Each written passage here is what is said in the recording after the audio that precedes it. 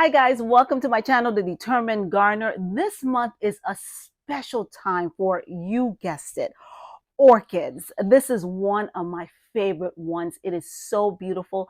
I nursed it back to health. But if you are looking to buy an orchid this month, there are things that you should watch out to make sure that special orchid that you're getting for either your mom, that special friend, that partner or boyfriend or girlfriend or co-worker that helped you out. There are things that you should keep in mind when buying an orchid. You want to make sure that you get the best orchid that is going to survive for months. You don't want to pick an orchid that is going to die on you. So I am sharing my tips on how to pick the perfect orchid for that special someone in your life. So let's get to it.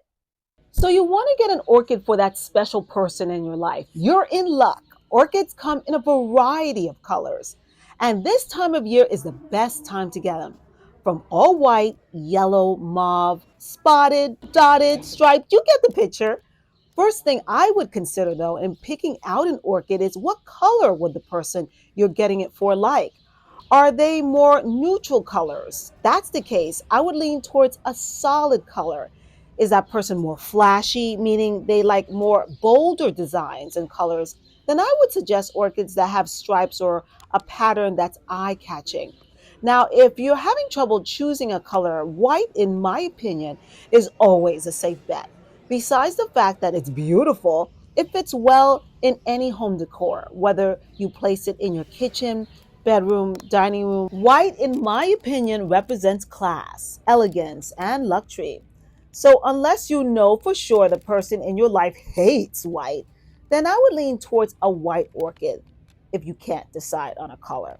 So, now let's talk about the most important part of picking out an orchid. Stores are going to have a huge, and I mean huge, selection to choose from. And that's not by coincidence because they know women and men like orchids during this month. Now, you just don't want to choose the first orchid that you see. There are secrets to picking out the right orchid. Let's look at the blooms. The blooms or flowers should look healthy and bright. The color should pop. The stems connecting the flowers should be pointing straight. There shouldn't be any curvature or droopiness to the stems connecting the blooms. If you see these signs, then that means that orchid is old and has been in the store for a long time. So you want to pass on that. So one of my favorite parts is looking at the leaves. The leaves tell you everything about an orchid. It's the main sign of how healthy an orchid is. Examine the leaves. Are they firm? You want to get one with stiff leaves. Orchids that have soft or droopy leaves are not healthy. That's a sign something is wrong with them. Probably not enough sunlight, or they've gotten too much water and their roots are not healthy. Now, the size of the leaves don't matter neither, is how many sets of leaves that orchid has. It can have one set of leaves or two connected to the main stem. It doesn't matter as long as the leaves are firm.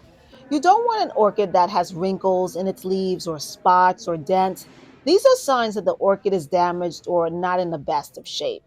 I find when most people choose orchids, they get the one that has all the blooms fully open, bursting at the seams, thinking that this is the best pick.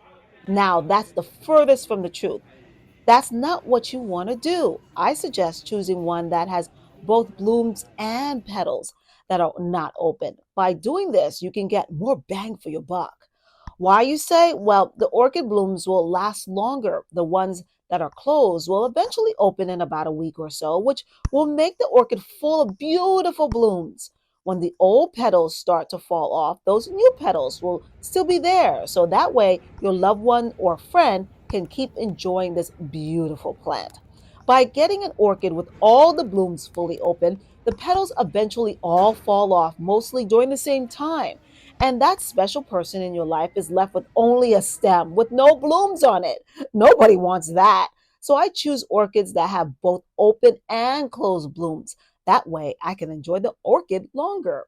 Now, orchids come in a variety of sizes, big, medium, even these cute miniature ones, which I think personally are absolutely adorable. You can choose one in a single vase or one that has a combination of plants in the pot.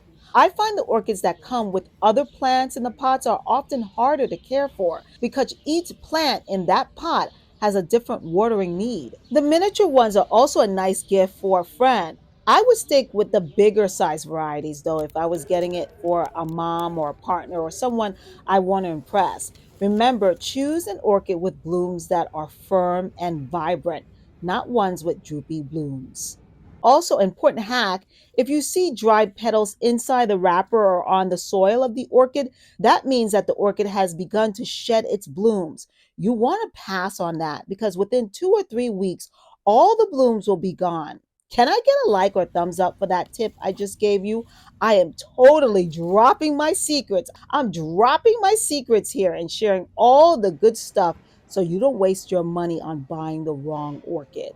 Also, watch out for signs that an orchid has been overwatered. Touch the medium or bark in the container. Does it feel wet? I would stay away from orchids that has moss in the container.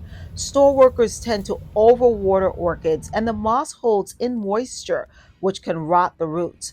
Orchids are absolutely beautiful plants, but in order for them to continue to thrive, they have to be healthy. And I want to make sure you pick a healthy orchid. If you can without getting in trouble, take the orchid out of the wrapper and examine it. The roots should be plump, either a green or silvery color. If you see a lot of stringy brown thin roots, don't buy it. That means the roots are not healthy and that orchid has been overwatered. Also, the roots are likely in danger of root rot, which is essentially are dead and damaged roots. Again, if you can, take the orchid out of the outer pot to see if there's any excess water in the vase. You want to skip purchasing that orchid because you don't know how long that water has been at the bottom of the pot. Now, you want to be very, very careful. I mean, very careful not to pick an orchid with bud blast. Bud blast is very common in orchids. It's when there is a drastic temperature change from cold to hot or hot to cold. The bud looks like this. It's often small and dry looking. A bud that has bud blast cannot be saved. That bud will die. It will not bloom but instead just fall off. So before you buy any orchid, look for signs of bud blast. Orchids can come with two or one stem. The orchids with one stem tend to have bigger flowers, but the two stem orchids tend to have more flowers but smaller blooms. So, whichever one you prefer, orchids are just absolutely beautiful anyway. Once you get an orchid home, I suggest that you put it in an area on a windowsill with indirect sunlight. I never place an orchid in direct sunlight. It will wilt and the petals will burn. So to recap, look for an orchid with green, firm leaves, plump roots that have both open and closed blooms. And that's the perfect orchid for you, for your friend, or your loved one. If you pick the right orchid and give it TLC, the flowers will last for at least 4 to 6 months. So again, guys, thank you so much for joining me here on my channel, The Determined Gardener. If you have any questions regarding orchids, if you're not sure how to take care of them after you bought them, if you do have an orchid and you're having a little bit of problems with it, leave me your questions in the comment section and I will be sure to get back with you on how to make sure your orchid stays healthy and thriving. Again, until the next video, guys, happy gardening, everyone. See you later in the next video. Bye-bye.